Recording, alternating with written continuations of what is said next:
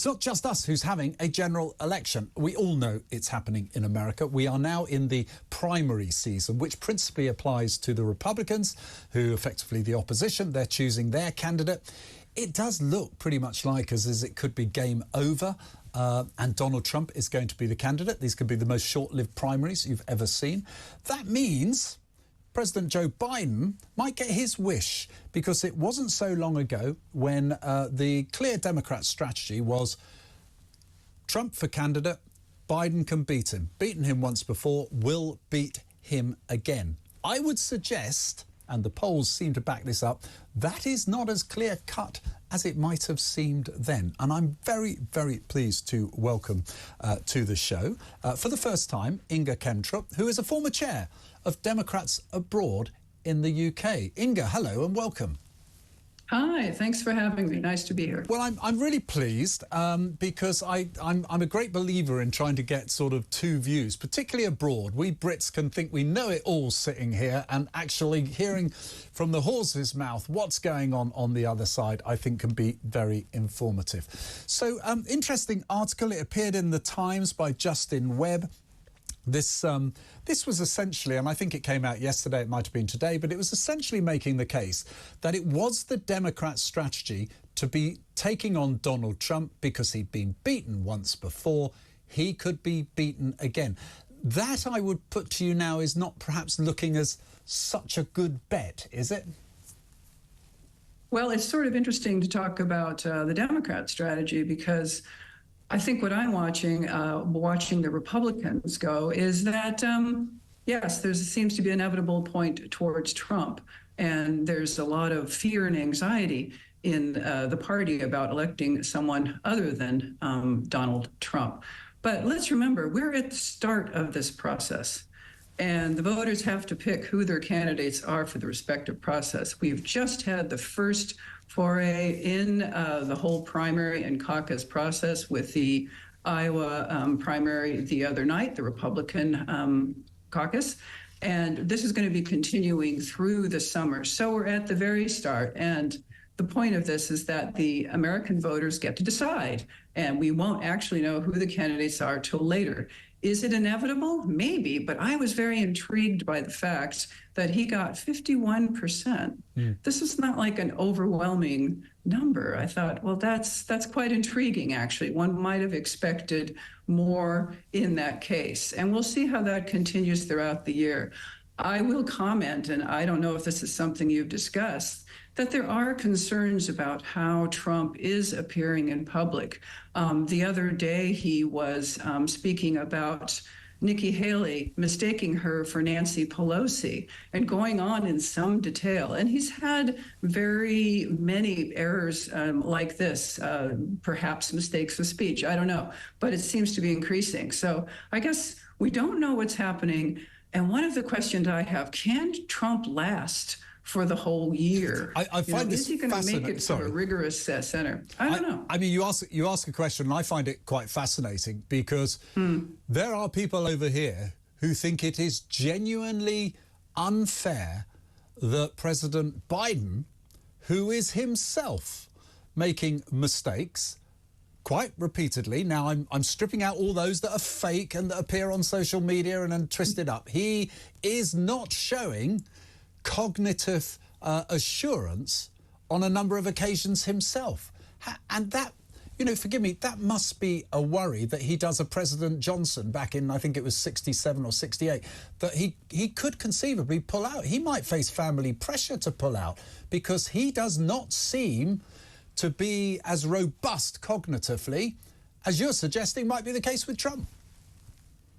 I mean, I find that kind of commentary sort of fascinating. There seems to be kind of a dissonance between this message that some people have that Biden is having difficulties cognitively. Well, he does with names and things as well. He gets names wrong. He does make the mistakes that you're saying you're worried that Trump's doing, which he's done. Yeah. I don't think to the same extent. But, this is kind of a subjective thing. It is. Let's think about one thing. It doesn't happen very often that an incumbent does not end up being the nominee. You mentioned the example of Johnson. Yeah, back Johnson in 68. pulled out before he actually came, before the election happened. And if you remember, the candidate lost in the end to Nixon in 1968. That's right. Yeah. Yeah. Okay. So it's not exactly a parallel example. But he pulled out. To me, what's amazing, as I heard from someone, Joe Biden could be 100 years old. They don't care, because look at all the stuff that he's done. These are the things that we're seeing over the past 3 years. You know, the Infrastructure Act, Sure. the gun safety laws, just this incredible host of stuff. I wouldn't have guessed that he would have gotten as much done as he has. Why is he polling so badly then?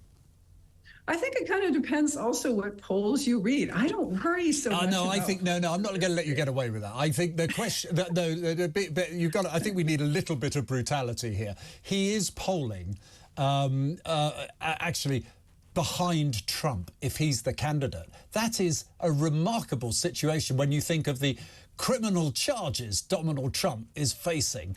He seems to be going from strength to strength. Now, it's not a big gap, but it is a gap. Yeah, this is, okay, so we'll agree to disagree politely on polls. And there also are other ones that have come up that have quite the opposite result.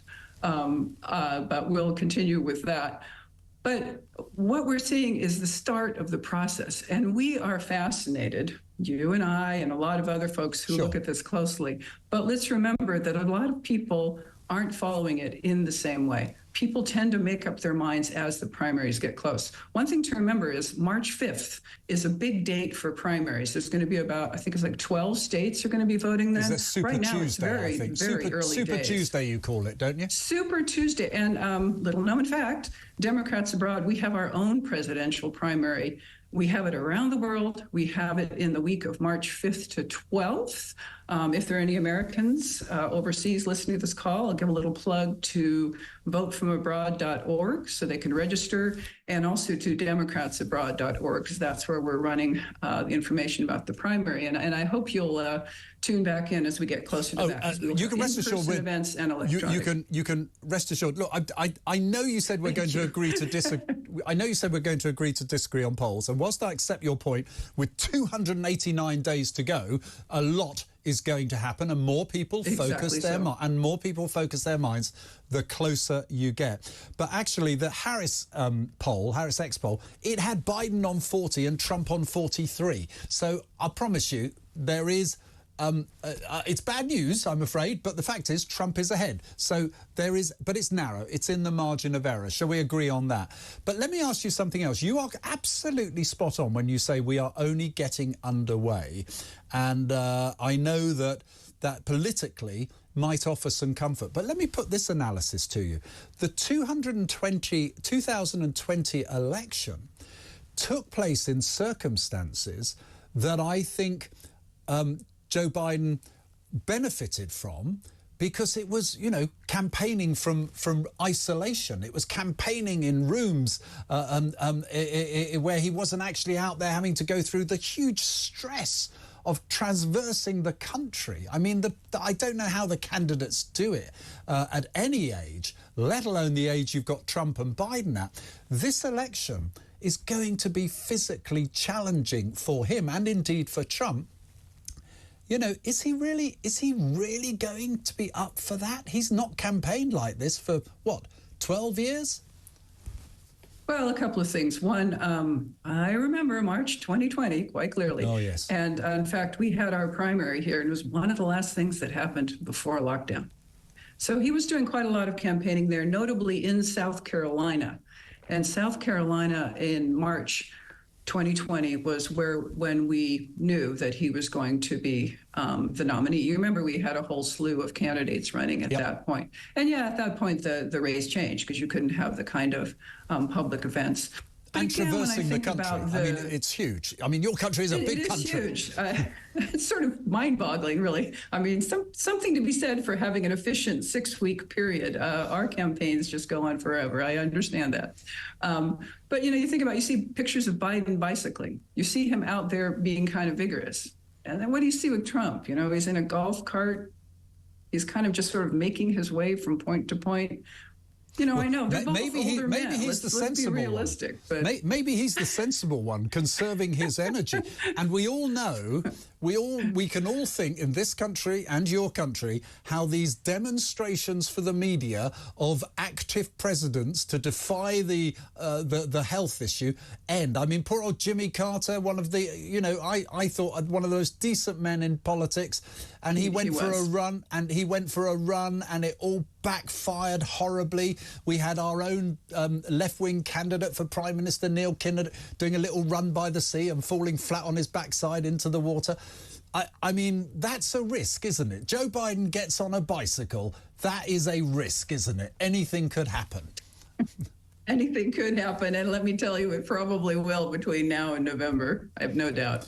Okay, so let me just move this on a little bit, if I may, because you've got a situation where we are, I think, probably most likely, apart from maybe a little bit of a fill-up next Tuesday with Nikki Haley doing well in New Hampshire, you are most likely to end up facing Donald Trump as candidate. It's a fascinating position and hard for many of us to understand here, but he's going to be in court for lots of things. You probably can't talk about all his court cases. I appreciate that. But isn't the reality, the more he appears in court, the more popular he seems to get? I mean, did you ever factor that in? Can you factor that in? Well, let's kind of think about what's gone on the past 2 years, putting his increasing number of court appearances to one side. There have been elections. Remember, we had a midterm. Traditionally, the party in power does not do well in the midterm, but in November 2022, we defied that. The Democrats did extremely well, keeping the Senate and doing well in the House, not keeping it as we would like to have. And there have been a number of interim elections in between that where we've done very well. Notably, and I don't know how much this is being picked up on, elections that have happened in the wake of the decision to change Roe v. Wade. In other words, to limit abortion. Yeah, we won't go into the detail of that, but you're right. Yeah. And one election after another. We've seen it in Wisconsin. Most recently, we've seen it in a lot of states. When women's rights are on the ballot and we can vote, we will vote. And it's going to be an enormous thing. And the Republicans don't have anything to say about that. Well, except Trump has rode back a little bit on what was a very entrenched position on abortion. So he's not utterly insensitive to what's going on there. Listen, I really appreciate you coming on, because it's good to have a Democratic guest coming on and prepared to talk about what's going on there. I do hope we can invite you back. Inge Kemptrup, former chair of Democrats Abroad, thank you very much. And I hope you feel you had a decent hearing.